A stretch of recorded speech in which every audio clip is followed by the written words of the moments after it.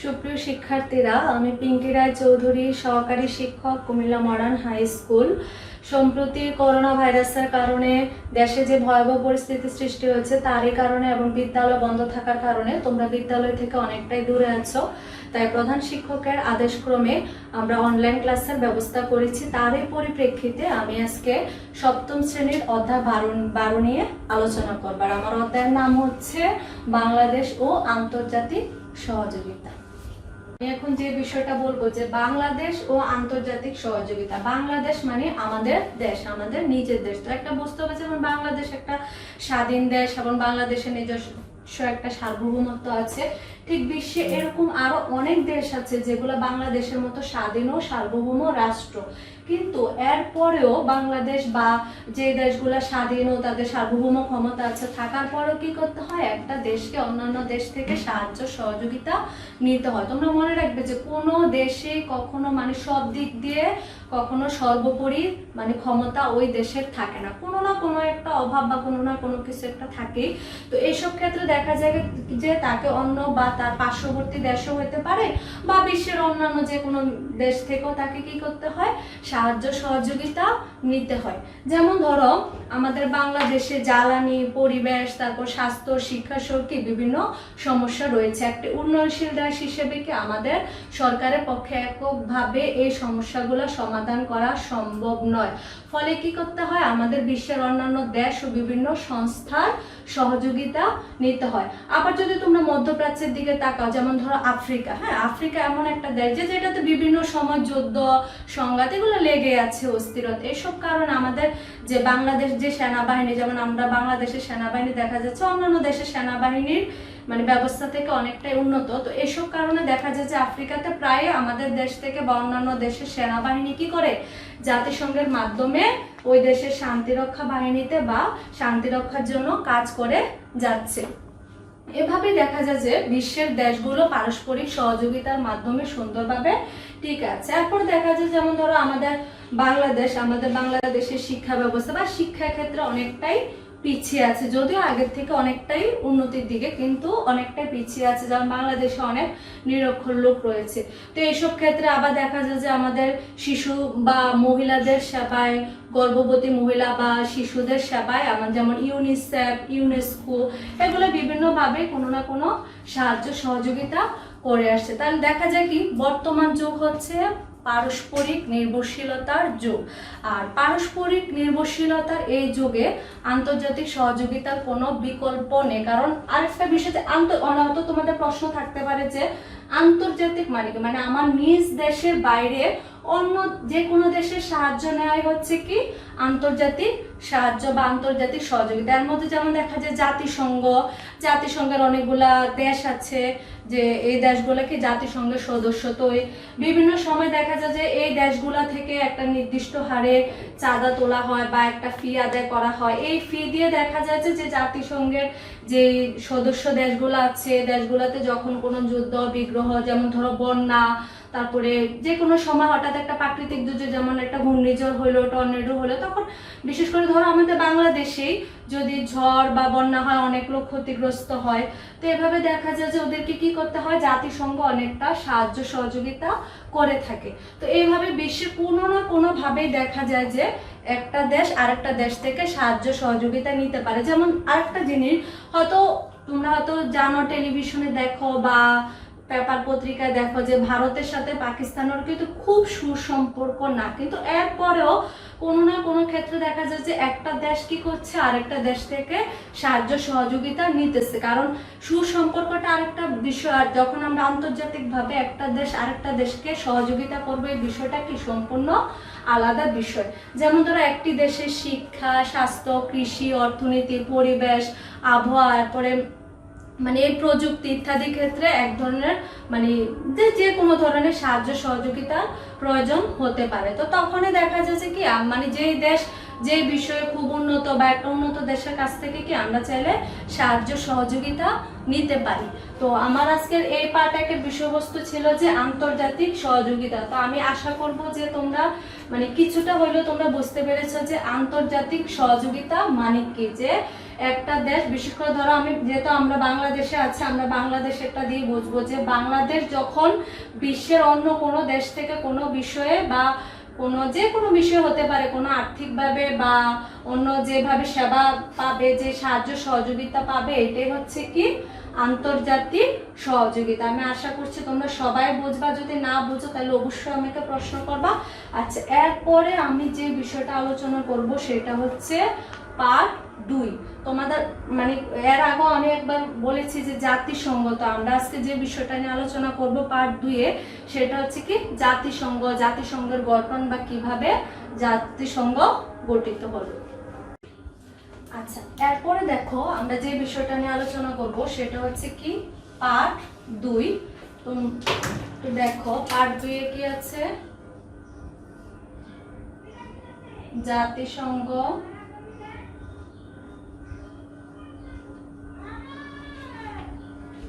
ও এর গঠন। আজকে তাহলে আমরা জাতিসংঘের গঠনটা ডিটেইলস দেখব। আচ্ছা দেখো, প্রথমে আমরা যে জিনিসটা দেখব সেটা হচ্ছে যে আমাদের প্রথমে মনে রাখতে হবে যে প্রথম বিশ্বযুদ্ধ এবং দ্বিতীয় বিশ্বযুদ্ধ কখন শুরু হয়েছিল এবং কখন শেষ হয়েছিল। এই পয়েন্টগুলা, এই সালগুলা তোমাদেরকে অবশ্যই মনে রাখতে হবে। দেখো, প্রথম বিশ্বযুদ্ধ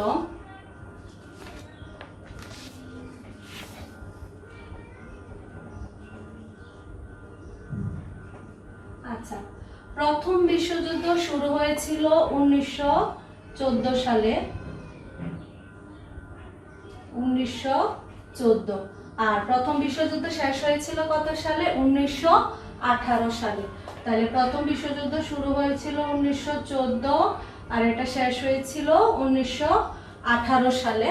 এরপরে দেখো দ্বিতীয় বিশ্বযুদ্ধ, দ্বিতীয় বিশ্বযুদ্ধ শুরু হয়েছিল 1939 সালে আর এটা শেষ হয়েছিল 1945 সালে। দেখো, শুরু হয়েছিল 1939 আর শেষ হয়েছিল 1945। আমরা আবার একটু দেখবো। দেখো, প্রথম বিশ্বযুদ্ধ শুরু হয়েছিল 1914 সালে আর এটা শেষ হয়েছিল 1918। আর দ্বিতীয় বিশ্বযুদ্ধ শুরু হয়েছিল 1939 আর এটা শেষ হয়েছিল কি 1945। দেখো, মানে 25 বছরের ব্যবধানে পৃথিবীতে দুইটি বিশ্বযুদ্ধ সংগঠিত হয়। আর প্রথমটি হয় কখন, দ্বিতীয়টি হয় কখন, এটা আমরা দেখলাম। আচ্ছা, আরেকটা জিনিস আমরা দেখবো যে প্রথম বিশ্বযুদ্ধের পর, মানে দ্বিতীয় বিশ্বযুদ্ধ হওয়ার আগে, মানে প্রথম বিশ্বযুদ্ধ হওয়ার পরে একটা সংস্থা গঠন হয়েছিল, এটার নাম হচ্ছে কি জাতিপুঞ্জ।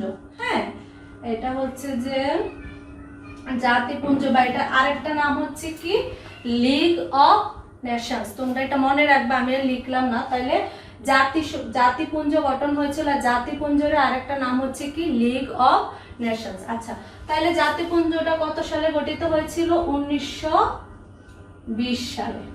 আচ্ছা, এটা কেন করা হয়েছিল? যখন 1914 থেকে 1918 পর্যন্ত প্রথম বিশ্বযুদ্ধ হয়, যাতে পরবর্তীতে যাতে আর কোনো বিশ্বযুদ্ধ সংগঠিত না হতে পারে, তারই পরিপ্রেক্ষিতে ব্রিটিশ প্রধানমন্ত্রী উইনস্টন চার্চিল এবং কি যুক্তরাষ্ট্রের প্রেসিডেন্ট রুজভেল্ট, এই দুইজনের উদ্যোগে, নামগুলো তোমরা একটু মনে রাখবা যে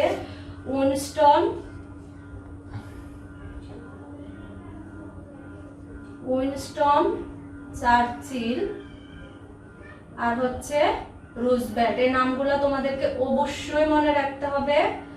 এই দুইজন, তাদের নেতৃত্বে কি তৈরি হয়েছিল 1920 সালে জাতিপুঞ্জ, যেটাকে লিগ অফ নেশনস বলা হয়। কিন্তু তারা বা এটা দায়িত্ব অন্যরা যারাই ছিল, তারা এটা খুব ভালোভাবে এটা দায়িত্ব পালন করতে পারে নাই।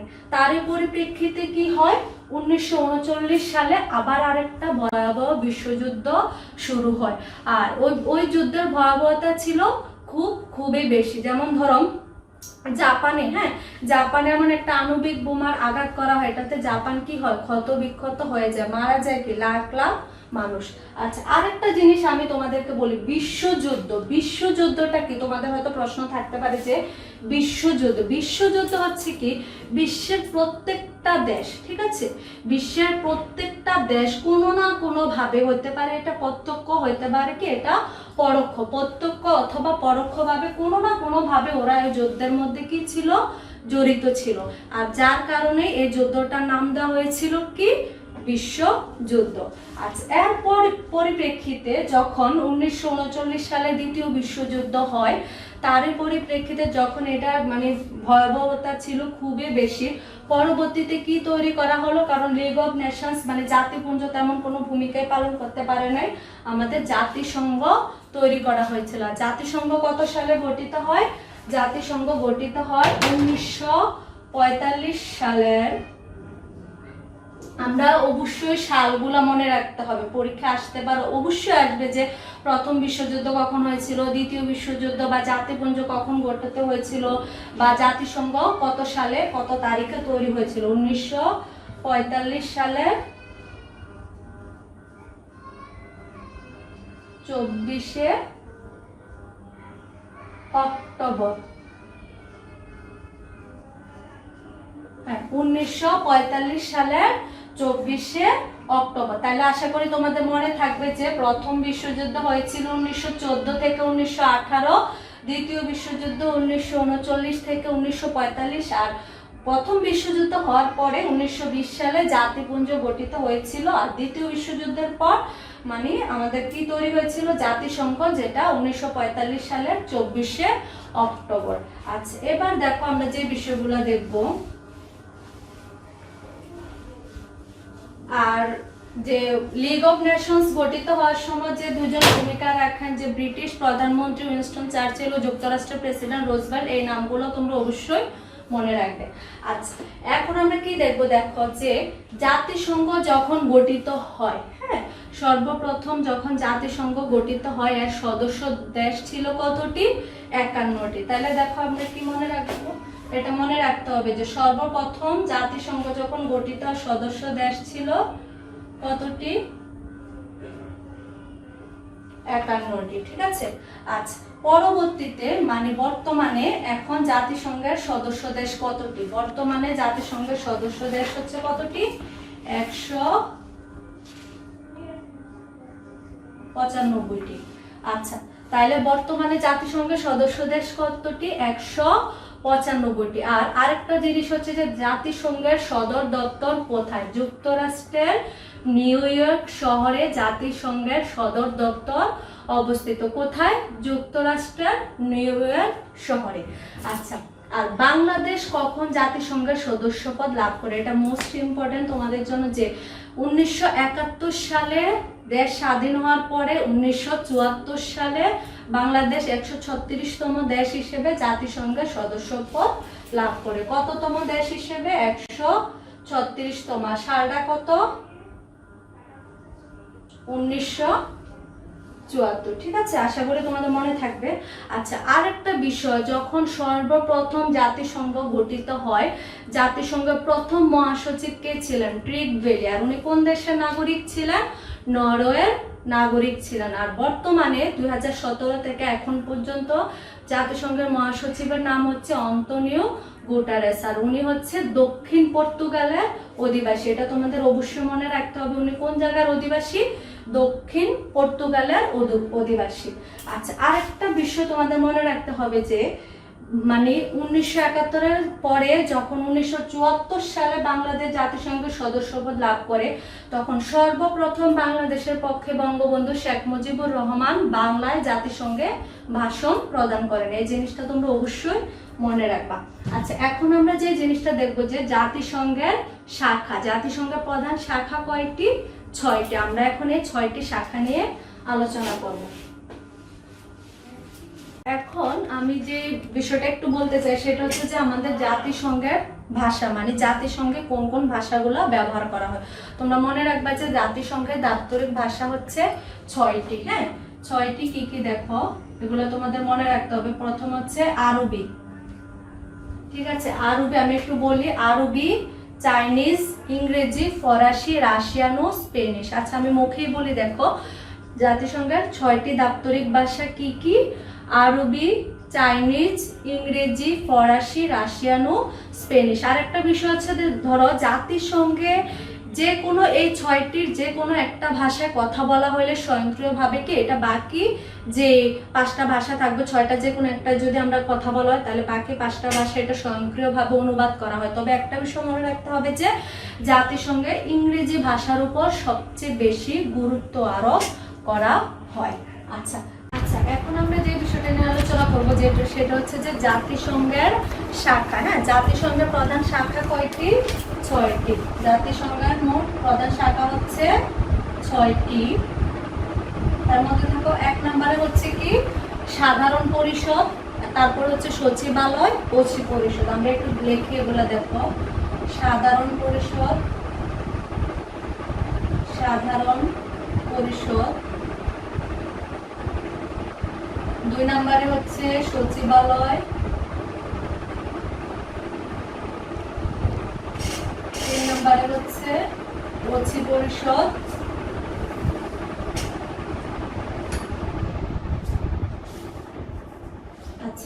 4 নম্বরে হচ্ছে কি আন্তর্জাতিক আদালত, আন্তর্জাতিক আদালত। 5 নম্বরে হচ্ছে কি দেখো অর্থনৈতিক ও সামাজিক পরিষদ, অর্থনৈতিক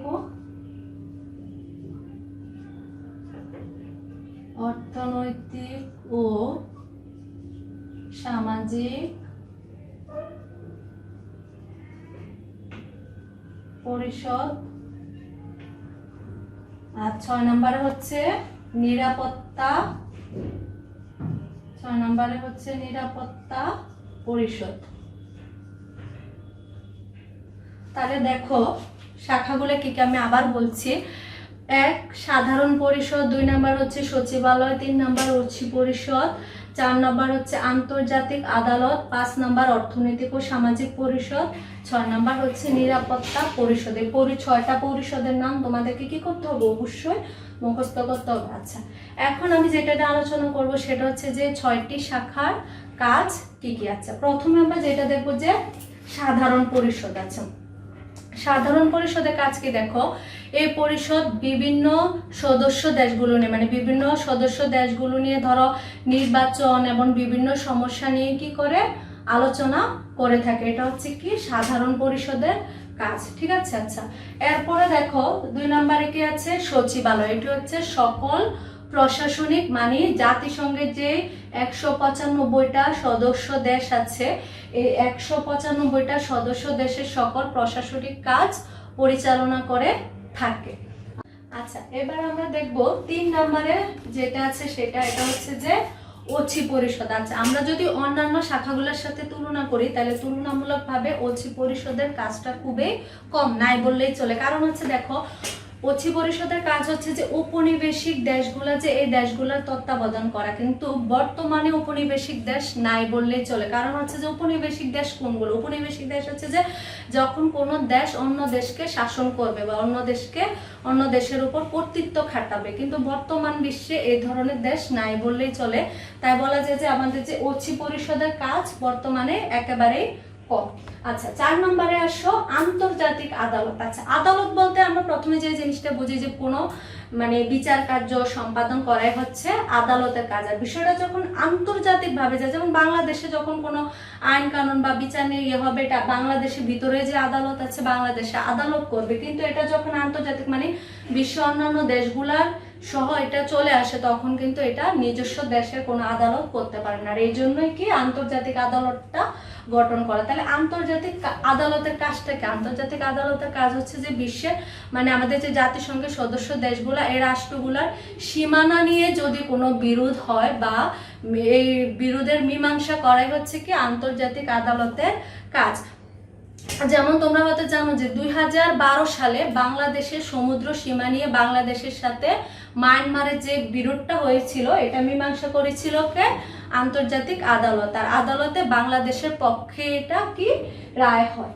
আচ্ছা, এরপরে দেখো অর্থনৈতিক ও সামাজিক পরিষদ। বিশ্বের বিভিন্ন দেশের, বিশেষ করে আমাদের এই জাতিসংঘের যে সদস্য দেশগুলা, এই দেশগুলার সামাজিক, অর্থনৈতিক, তারপরে যেমন ধরো যে সামাজিক সমস্যাগুলা, দারিদ্র, শিক্ষা, বেকারত্ব ইত্যাদি ক্ষেত্রে জীবনযাত্রা মান উন্নয়নে যে ভূমিকা রাখে, এটাই হচ্ছে কি আমাদের অর্থনৈতিক ও সামাজিক পরিষদের কাজ। আচ্ছা, আমাদের সর্বশেষ হচ্ছে যে নিরাপত্তা পরিষদ। আচ্ছা, আমাদের নিরাপত্তা পরিষদের কাজটা কি দেখো, বিশ্বের শান্তি ও নিরাপত্তা রক্ষার দায়িত্ব পালন করে কে? এই নিরাপত্তা পরিষদ। আর এই নিরাপত্তা পরিষদের 5টি সদস্য দেশ রয়েছে। কয়টি আমাদের মনে রাখতে হবে, আমাদের প্রশ্ন আসতে পারে, অবজেক্টিভ আসতে পারে, তারপরে জ্ঞানমূলকে আসতে পারে যে এই 5টি দেশের নাম কি কি। হ্যাঁ, নামগুলো হচ্ছে দেখো, রাশিয়া, ফ্রান্স, তারপরে চীন, যুক্তরাজ্য, যুক্তরাষ্ট্র। আবার বলি আমি, দেখো, যুক্তরাজ্য, যুক্তরাষ্ট্র, রাশিয়া, চীন ও ফ্রান্স হচ্ছে কি নিরাপত্তা পরিষদের সদস্য। যেমন ধরো বাংলাদেশের সশস্ত্র বাহিনী, পুলিশ বাহিনী পৃথিবীর বিভিন্ন দেশে কি জাতিসংঘ শান্তি রক্ষার ক্ষেত্রেও কাজ করে থাকে। আচ্ছা, তাহলে আমরা এখন কি শিখলাম যে জাতিসংঘের আমাদের যে 6টা শাখা আছে, সাধারণ পরিষদ, সচিবালয়, অচি পরিষদ, আন্তর্জাতিক আদালত, অর্থনৈতিক ও সামাজিক পরিষদ ও নিরাপত্তা পরিষদ, এই 6টি পরিষদের নাম জানলাম এবং 6টি পরিষদের কাজ জানলাম। আচ্ছা, তাইলে আজকে আমরা কি পড়লাম? আমাদের বিষয়টার নাম ছিল বাংলাদেশ ও আন্তর্জাতিক সহযোগিতা। এর আমরা পার্ট 1 আর 2 দেখলাম। পার্ট 1 ছিল যে আন্তর্জাতিক সহযোগিতা। আন্তর্জাতিক সহযোগিতা হচ্ছে যে একটা দেশের বাইরে অন্যান্য দেশের সাথে যে ধরনের সাহায্য সহযোগিতা করবে, এটাই হচ্ছে কি আন্তর্জাতিক সহযোগিতা। আর পার্ট 2 ছিল কি জাতিসংঘের গঠন। জাতিসংঘের গঠনে আমরা কি পড়েছি যে প্রথম বিশ্বযুদ্ধ, দ্বিতীয় বিশ্বযুদ্ধ, জাতিপুঞ্জ এবং জাতিসংঘ কখন গঠিত হয়েছিল, তারপরে জাতিসংঘের সদস্য দেশ কয়টি, বাংলাদেশ কবে জাতিসংঘের সদস্য পদ লাভ করে, তারপরে জাতিসংঘের দাপ্তরিক ভাষা কয়টি, তারপর জাতিসংঘের মোট কয়টি সংস্থা, এই বিষয়গুলো আমরা আজকে আলোচনা করলাম। আশা করি তোমরা সবাই বুঝতে পেরেছো, বা যদি তোমরা না বুঝতে পারো তাহলে আমি পরবর্তী ক্লাসে যে বাকি অংশটা আছে পার্ট 3 ও 4 আলোচনা করব, তখন তোমরা আমাকে অবশ্যই জানাবে। আমি প্রয়োজন হলে আবার পার্ট 1 আর 2 আলোচনা করব। আর সামনে যেহেতু ঈদ, দেশের পরিস্থিতি যাই হোক না কেন, ঈদ তো ঈদ, ছোট পরিসরে হলো, তোমরা অনেকে ঈদ পালন করবা বা অনেকে অন্য ধর্মাবলম্বী আছো, তোমরা একটু দেখবা, ক্লাসগুলো দেখবা, বই দেখবা। তোমাদের যদি কোনো সমস্যা হয় তাহলে তোমরা আমাকে অবশ্যই জানাবে। সবাই ভালো থাকবে, সুস্থ থাকবে, এই বলে আমি আজকে আমার ক্লাস শেষ করলাম। খোদা হাফেজ।